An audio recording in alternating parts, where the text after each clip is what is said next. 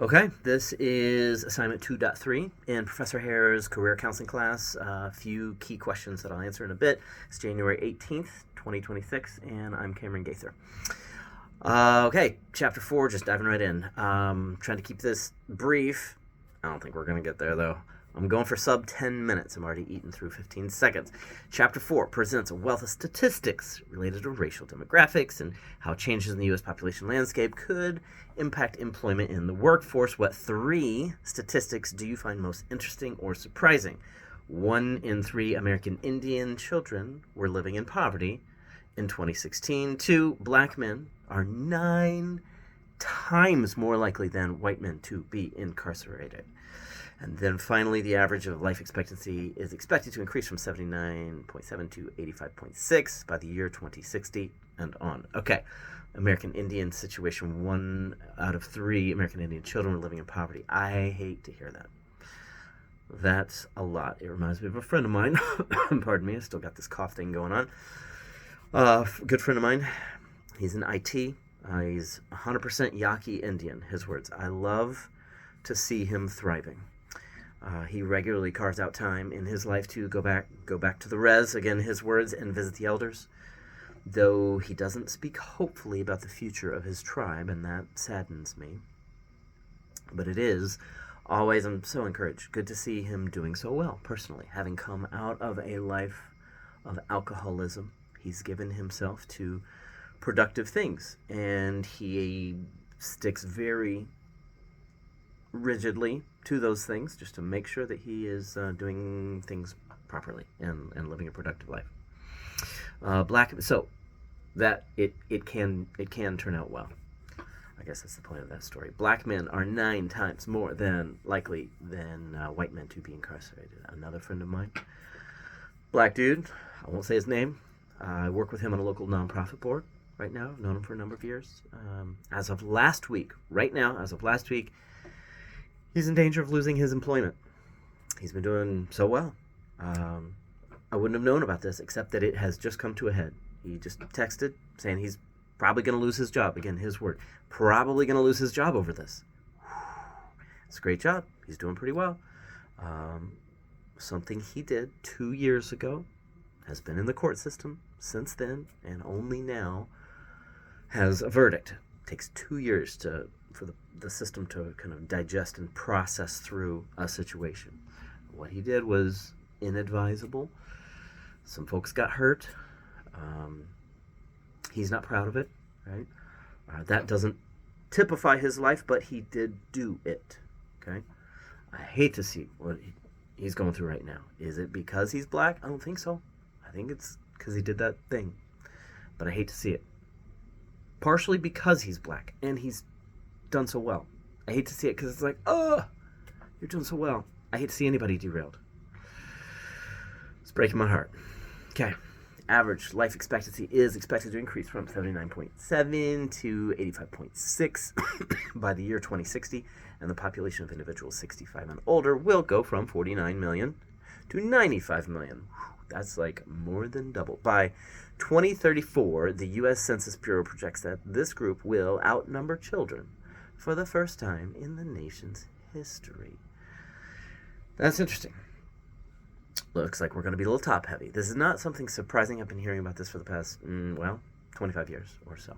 Put another way, we're following in the demographic footsteps of Japan.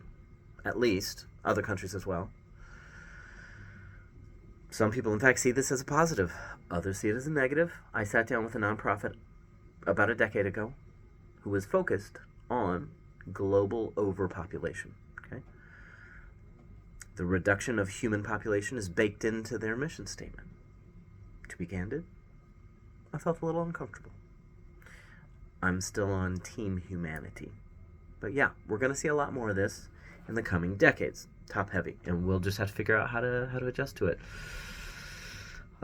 AI, technology advances. Wonder how that will play into all this as well.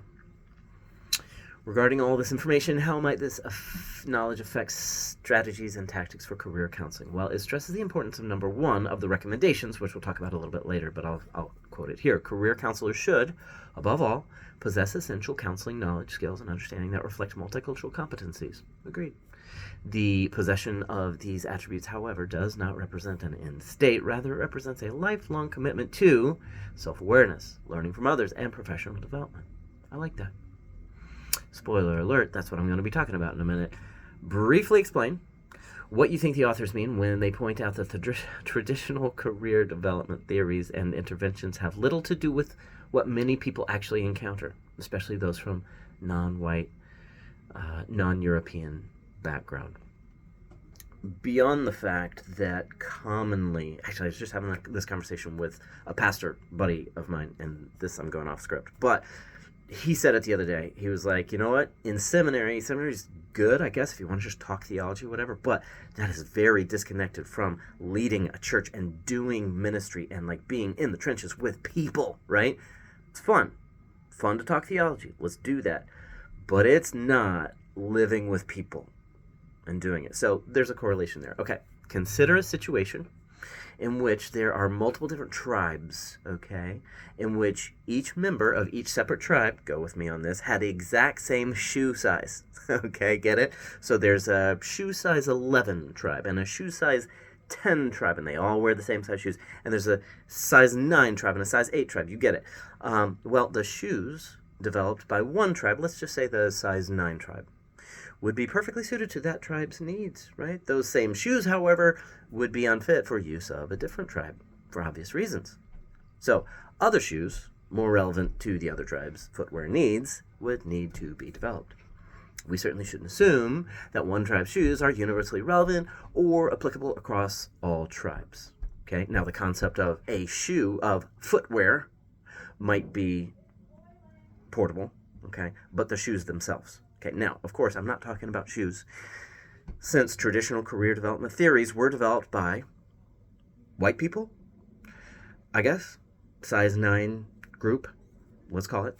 They might be generally applicable for folks who are most closely resemble the folks for whom and by whom those were made. Okay, size 10 folks go, oh, you're wearing shoes. Maybe we should have some as well. But they shouldn't be assumed to be universally applicable. Those in size 9 shoes won't fit size 10 feet, of course. I'll just leave it at that. We could talk forever, but I'll just leave it at that. How does culture and degree of acculturation impact career development for children, adolescents, and adults? I enjoyed this part. Not that I didn't enjoy the other parts. The higher the degree of acculturation, the more positive the prognosis for an individual's career development. The earlier the person is introduced into the new cultural context, the higher the likelihood of their adoption of the language, since English language proficiency is one of the best measures of acculturation, directly from the text. Then it follows that the earlier the person begins the process of acculturation and learns the language, the fewer the barriers will be to their career development. Is there a generational difference? I would imagine so. Children are more neurologically malleable and nimble, and also more linguistically capable, also less committed to a previous culture, and the culture they're inheriting is already an adjusted culture in some sense. So I would imagine that the later generations would have the coming generations would have the acculturation effect as a leg up to the previous generations. Okay.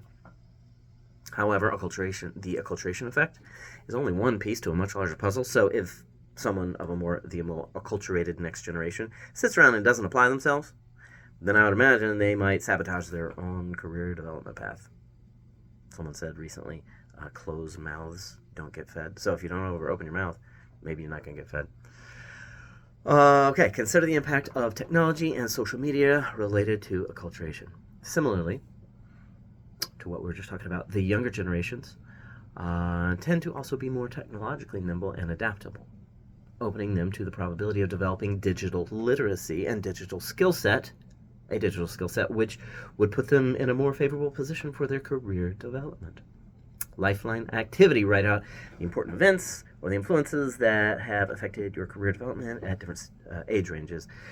Consider and indicate whether these events or influences were internally or externally generated. My 20s, okay?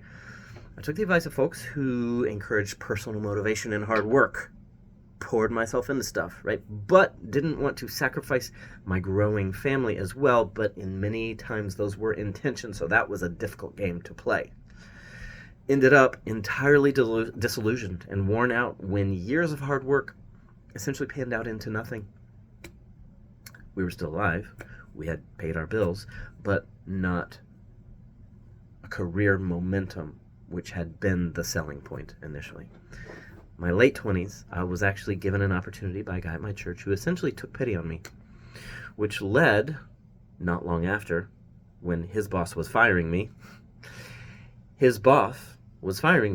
my boss then, but recommended to a friend of his who owned a different company.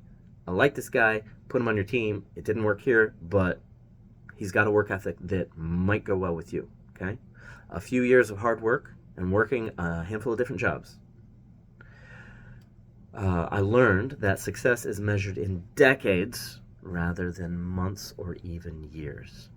Okay, my 30s,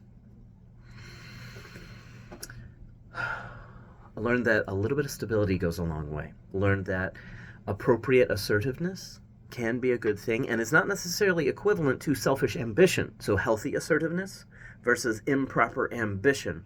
Wow, that's a fine line, but it's helpful to know that. It's helpful to figure it out, and it's kind of messy sometimes. Also learned that contentment is an ultimate goal in and of itself, regardless of personal success or even stability. Career station. Contentment, if you can have contentment, that's a good thing. My 40s, I have learned that I am less influential than I feel comfortable with. To a significant extent, I am at the whim of the force of gravity. I can stand the best I can and run as fast as I am able. However, this planet is much larger than I am. I should stand and I should run, but there are larger forces which are stronger than I am. Tremendous career momentum and entire family's well-being can be altered by the simple decision of someone at the top, who, by the way, has no obligation to ask for my input. It's not illegal. It's not illegal. It's just very uncomfortable sometimes. It's not illegal. It's not illegal. Just doesn't feel so good. So, my security cannot be grounded in my career status, my identity, my internal, it's that contentment piece, my internal sense of groundedness, okay? Can't be grounded in my career status because that is susceptible to a gust of wind. Or my financial security, all of that turns out, as I said, susceptible to a gust of wind. What did you learn from doing this activity? That I'm just a dude. I'm a product of my environment just like everyone else. I can work to become more self-aware, learn from others, develop professionally, but in the end, I will never become the expert on everything. In the end, I'm really just a dude. And even I can become persnickety. Okay, end of assignment. Bye.